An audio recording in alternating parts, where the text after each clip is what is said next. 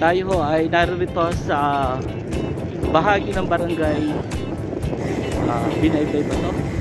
Oo, Binaybay. Papunta ho tayong ano nga ilog yan? Tiboy.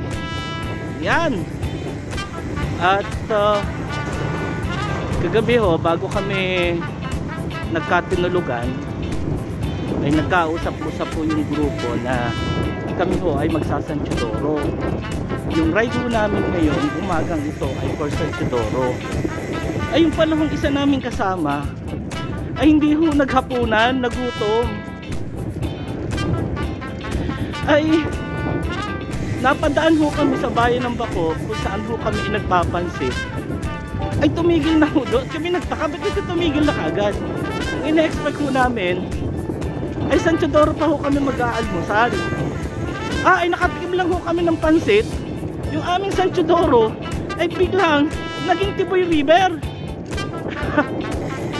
Ay ganun pala. Nababago pala ang schedule, nababago pala ang usapan kapag nasa ride ka na. O alam niyo na. Thank you.